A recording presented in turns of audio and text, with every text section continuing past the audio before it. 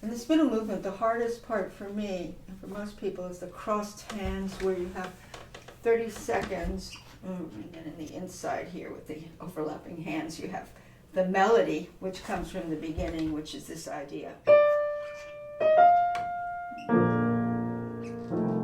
This idea of the double dotted eighth and the 32nd to the quarter, which is emblematic of the cell of this, the idea, the motif of this piece, where it comes out of this long chord, 2 and 3 and 1 and 2 and 3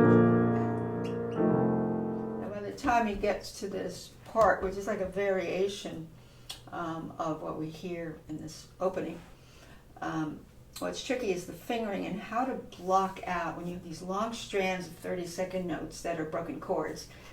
Now, it starts out, of course, here when it goes, we do slow-mo, where you do.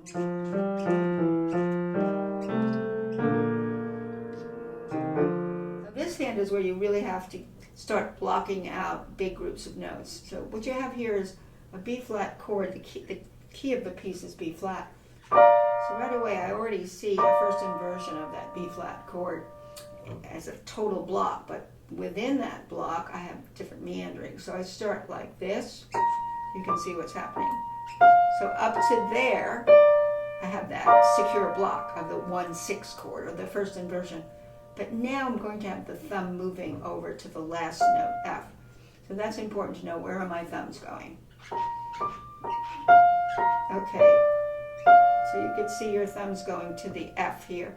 And it's coming right before that. It's coming out of the D. You might want to block that third to see how your hands are moving and how they... And after that, they go down to this. So sometimes I do these little sub-blocks for distances, to feel distances.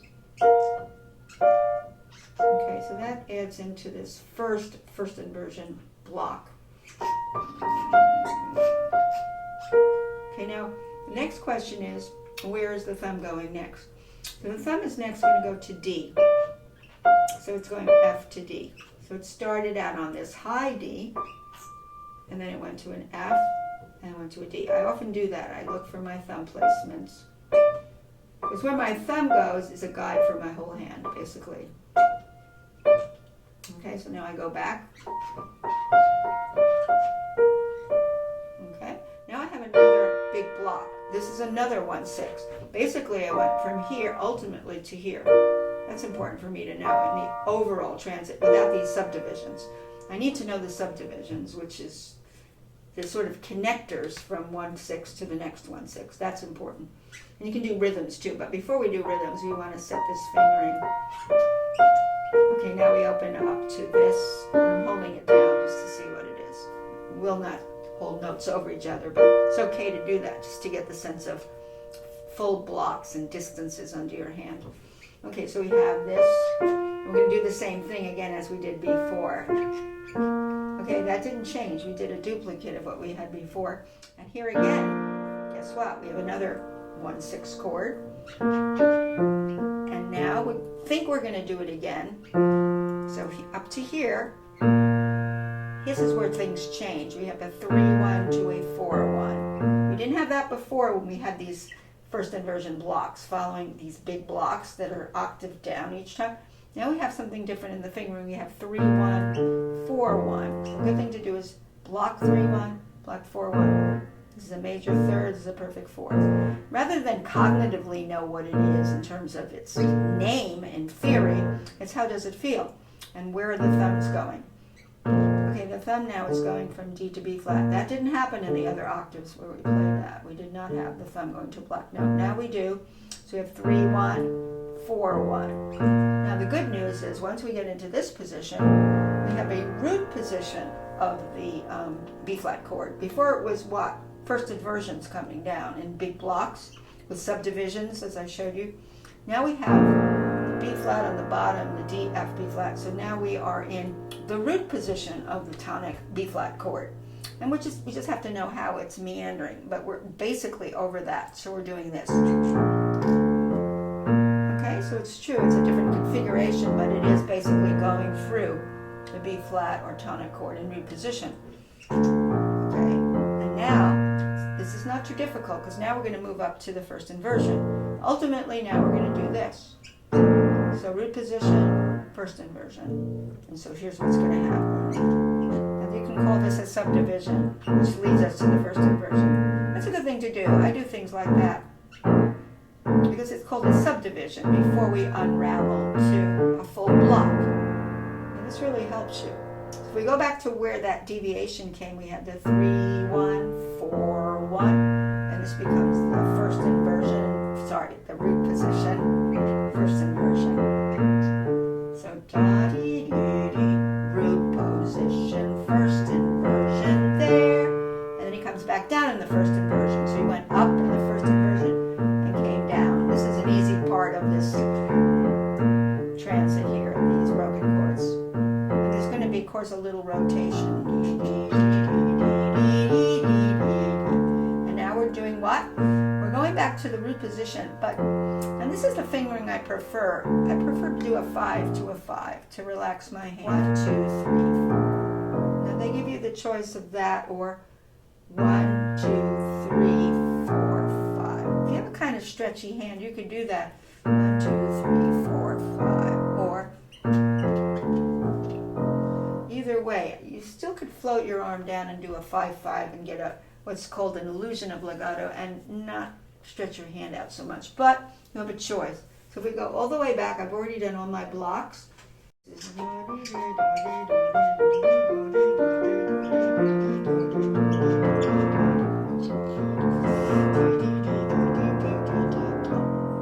All in B flat major, all in the tonic, if you notice. It was basically B flat major all the way down. There were no passing non-harmonic tones in that at all. Now what he's doing is going to the 7 chord of B flat major is a diminished chord. This is a diminished chord. A diminished chord of B flat major looks like A, C, E flat, G flat. Doesn't mean it has to start on the root. In fact, he starts here on the 3rd, which would be, this would be the root, 3rd, 5th, 7th. Starts on the 3rd. Now here, we're going down through the diminished chord. And the important thing is we can block 3 notes because we're going to have more subdivisions now. So 3, 2, 3, 5, 1, 2, 1. That's an important little, we're going to see that a lot. 5, 1, 2, 1, 5, 1, 2, 1. Or, it's a good thing to do. This is a tritone. It's 3 whole steps. Now once we get here, we're going to get a 4-note block out of it. You're looking for bigger blocks.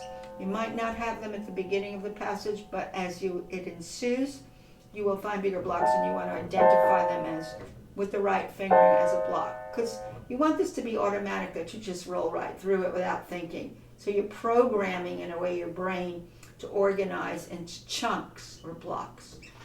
Okay, but you have to know you're going through a diminished chord. You need to know the notes of the diminished chord. So here we go. Here comes the 2, 1. Now I have at least that. Now I'm going back to a 2 here, a tritone. So really I see my tritone. There's a tritone.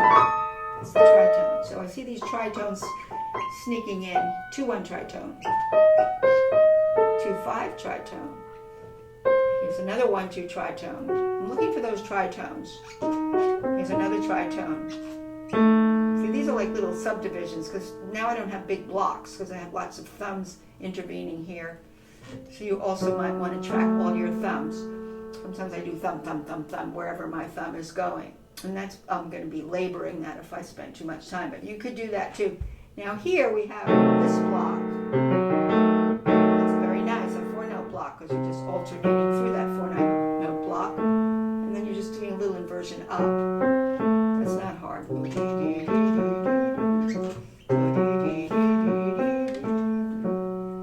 Okay, and now we have, this is also part of the diminished chord. Actually, it's not. This is up here, but this is an E flat minor chord, which would be the minor 4 chord of B flat major, the minor 4 chord. So it's got that against the diminished chord. So the 4 chord, and it's going to go to the 5 chord. It's going to go from 4 chord, it's an E flat minor chord, to the dominant. Okay? And up here is a little bit of a clash because it puts that C in there. That doesn't fit in the 4 chord, doesn't it? It doesn't. it all. So we have this D, D, D, D, 4 chord to the. Okay, so this isn't too hard except for all these thumb shifts, lots of thumbs. I'm looking for those tritones. Tritone? I think I did that right. Oh, it starts here. No wonder I'm looking in the wrong place. I've already memorized it. Here comes the tritone, the 1, 2. Now we are here. The 4 chord to the dominant. Okay, now we're going to go back to the diminished chord.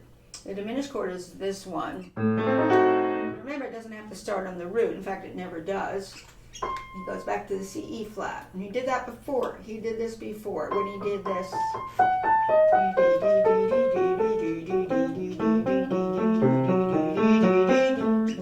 4 chord. He's going back. It's going to be a little different here. Let's see what he does. Here's where it's going to be different. He's going to go all the way down a sixth. Now, before we didn't have a sixth, we had just a tritone. Now, there's no more tritone there.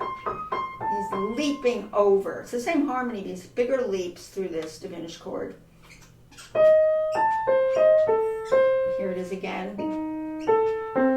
Now, here he's away from the diminished chord. He's going into the F major chord, which is the dominant of B flat major. And this isn't so hard because once I do this, I get the second inversion of the dominant chord, which is C, F, A, C.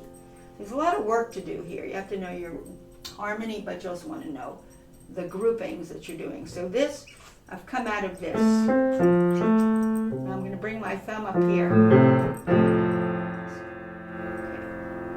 Cat's here. Somehow this piece always brings my cat out for some reason. I could be playing all night, everything else, and he's sleeping, and then as soon as I play this Beethoven piece, where I do the 30-second notes, he comes. I don't know what it is about these 30-second notes. Here's that big leap of a major 6. Now he's in the. We're in the F chord, and we have 5, 4, 2, 1. Okay, and then if I can concentrate on what I'm doing with this cat doing this. Here it is. My thumb here, now I have the first inversion of the dominant chord, you can see, and then I'm going to end up with the root position. Now this is fairly easy because this is just the diminished chord of the G minor chord, and G minor is the 6th chord, so we're going to have, this is very easy, all you have to do is this. So you're basically playing an F sharp diminished chord, and just rolling it out. Which goes to G minor, which is easy enough. And you can just 2 blocks. Just 2 blocks. This is the easy part. Once you're here, you're on easy street. Now he's back to the diminished chord, but this is the diminished chord of the 1-6-4. The 1-6-4 is of B flat major is this. So he's going to do this. Okay, that's what's going to happen. And he's just doing a pure diminished. This is easy here because it's just very straightforward, and he comes down with that diminished 7th chord. You can see it's a diminished 7th of that F that's right under the F, and this is the 1-6-4. So he puts a diminished 7th chord under the F, but over the F you have the 1-6-4 B flat major, and then we have the dominant. Now you could do this maneuver that they're suggesting, bringing your thumb under. This is very easy here. Or they give you an option of to do this. Some people do that, and it's okay because you're not really, if you float your arm down and you drag the 5 to the thumb, it's not going to sound like a hiccup there, and I float my arm down more easily than doing a shift of this kind of thing. Well, it's okay, you can do either one. Whatever one is smooth for you, do. Because I prefer to not bring the thumb under. So, now let's see what happens now. Once you do all this blocking and this maneuvering, meanwhile this is...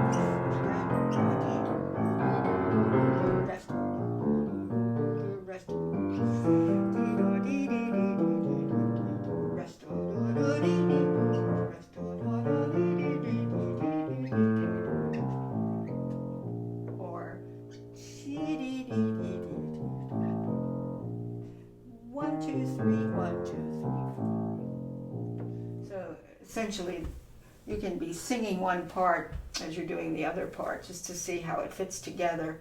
So we have to first get straight what this melody. The melody line is upstairs, not upstairs, but it's not necessarily upstairs. It's crossing over.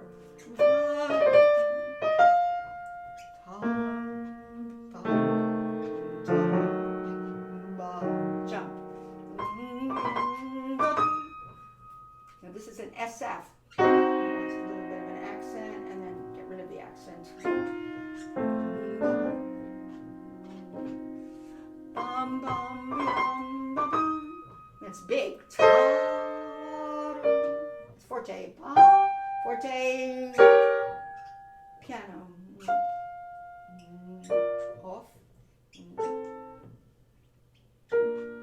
Okay, now that would be great if that's all we had to do in that hand, and this hand could rest. But now, in terms of what's happening between the hands, I'm going to go very slowly, because you need to preserve your fingering, and you need to be aware of where your hands are crossing, where your hands are uncrossing, and all that. So, so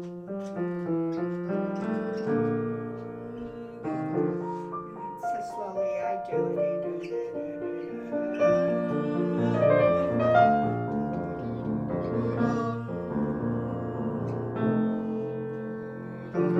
This is very slowly.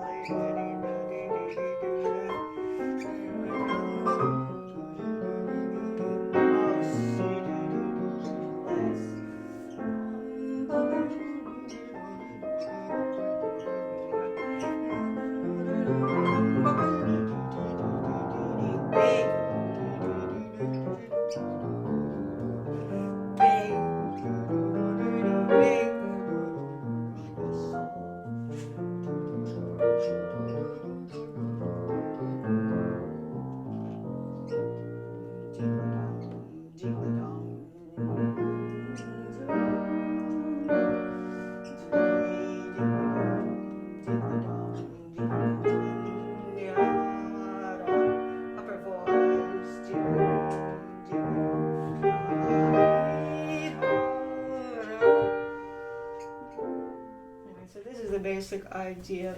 This is just giving you an idea of how to work on this. So this is probably the hardest, technically and musically, because the thing is, it's very easy to get so concerned with this, and it really just trickles down.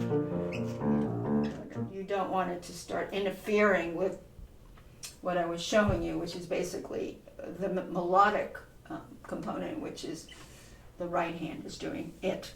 The left hand is just trickling down with harmonies, and it's going to go rather quickly there. The other tricky part of this are these figures where he goes. Now the way I have like a physical way of doing that, because if you get really tight, you can't do that, and they're going to get gobbled up, or they're going to get you're going to start having pain. I have a little bit of playing them with grouping them and thinking about my wrist bunching these together. So. So again, you can see I kind of the last note I have a little wrist forward, wrist forward, and same with all of them, wherever they are, or wherever they occur, because it's hard because once again these don't want to take over the movement, because you basically have things like.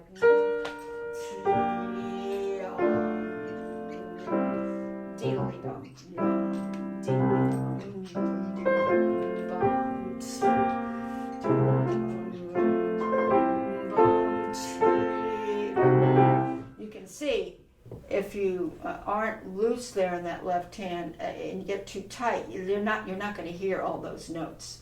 You've got 4 of them: deedly dum, deedly dum, deedly dum.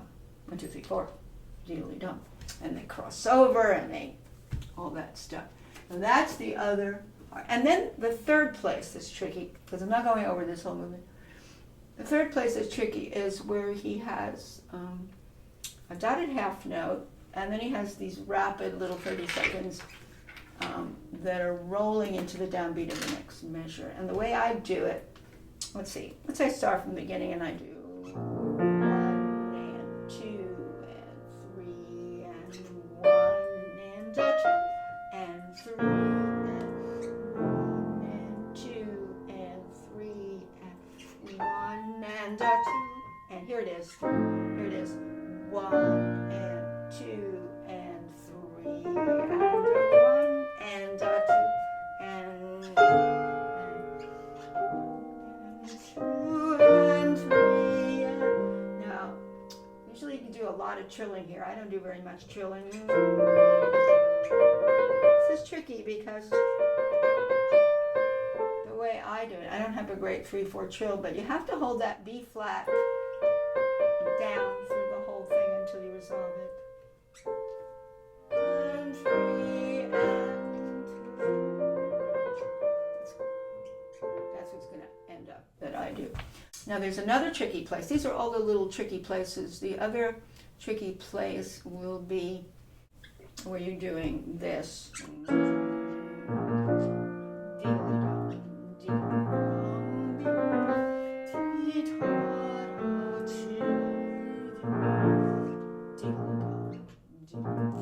Yeah, how to count that. 1 and da da da da,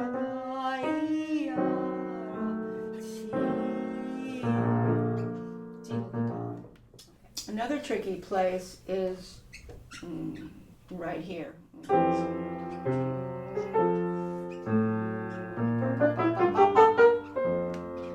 there.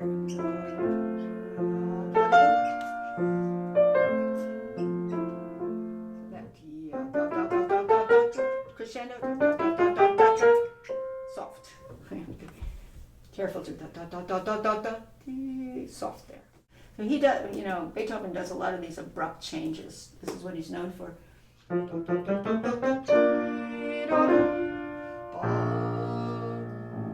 lean less. Lean less. Breathe. That should be big. Another big bomb. Suddenly, 1, 2,